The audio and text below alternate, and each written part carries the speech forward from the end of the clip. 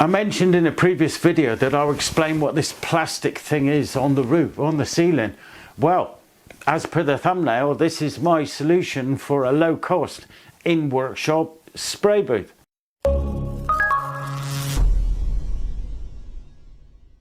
I'd really love to make a spray booth outside the workshop in a separate shed, but I don't have the money at the moment and I don't have the time at the moment.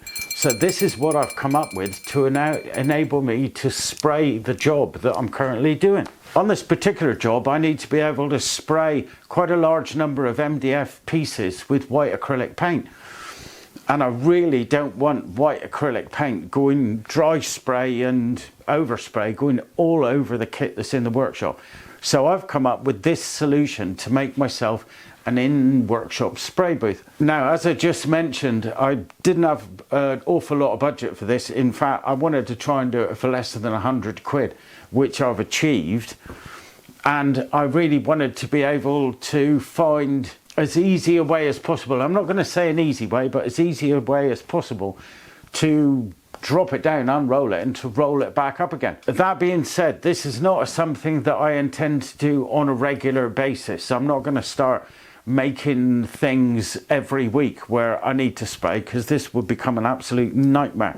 So this is really going to be job specific, and I hope it's going to be quite infrequent, because although it's not the end of the world to drop it down, it does mean that certain parts of the workshop will become totally inaccessible. In particular, the planer is going to be completely out of the picture, as is the saw.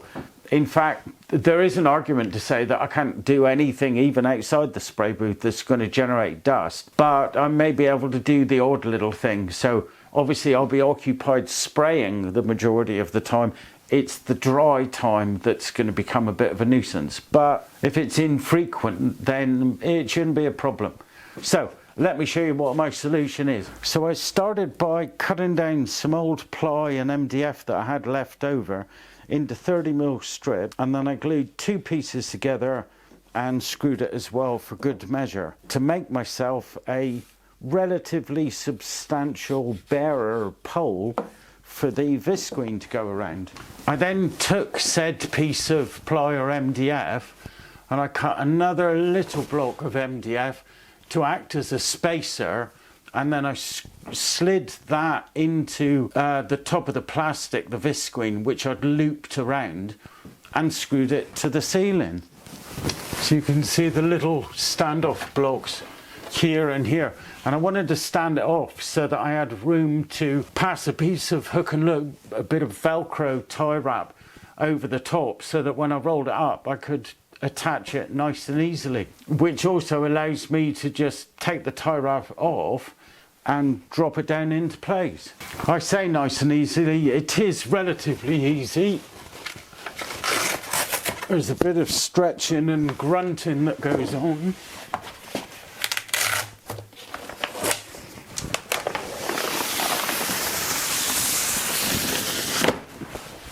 This next piece in the corner is a little bit more fiddly because of the microphone arm and the planer and all being in the way, but it does come down. I did these two pieces separately so that I had a little bit of a walkthrough to come in if I've got to vacate part way through. So I'll let this one down as well and finagle it around the boom. And then down. I did that twice, I believe it.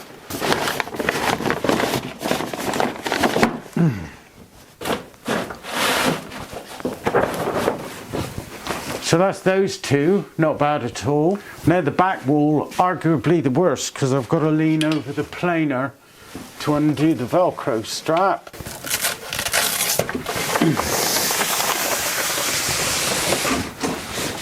But again,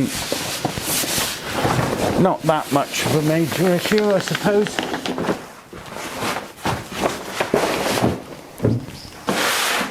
Then I'll drop the one down in front of the saw.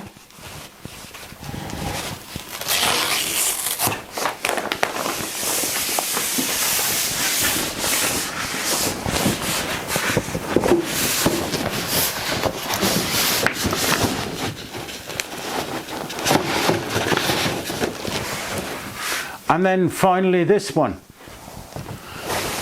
the one in front of the bench.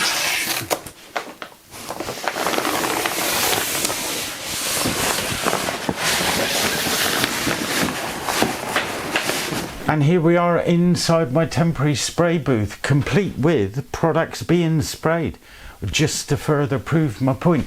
So there's one other thing I want to say about the curtains, if I can move that out of the way. I'm hoping you can see that I've got some sticky back Velcro in the corners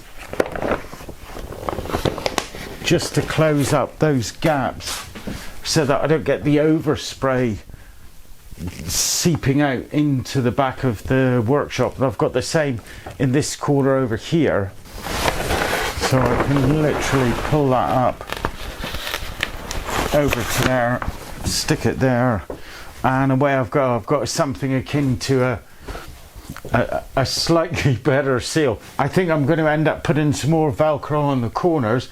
I did get some spray outside the booth, some dry spray, but not an awful lot. It's worked extremely well. So I've raised the curtain back up out of the way purely so that I can get the camera back and give you guys a better angle and explain a little bit more about my approach inside my 70 quid spray booth. But that was about the cost of the visqueen roll that I bought, £68 I think, and arguably a few extra quid for the leftover ply and MDF I used for the rails. But I'm pretty certain I hit my £100 budget mark.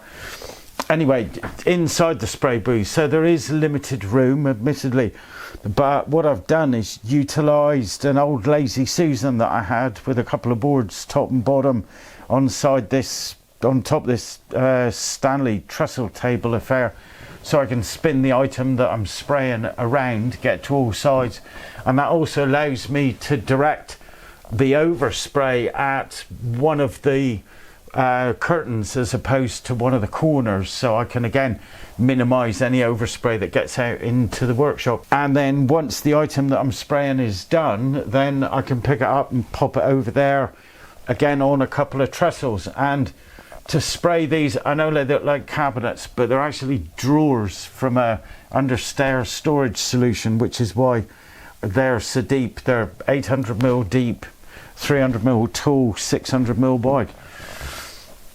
It's what the customer wanted, but they're a huge drawer. You can almost get in there to sleep.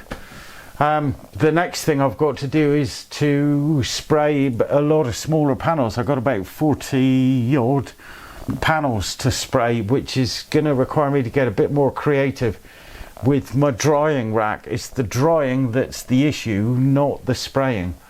But I'm sure I'll come up with something and I'll tell you about it in a later video. As far as my spray solution is concerned, I'm going to talk about that in another video, which I mentioned earlier. I want to talk to you about compressors, I believe I said.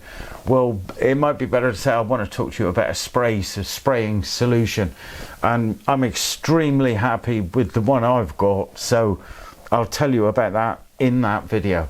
But for now, that's it. Thanks very much for watching.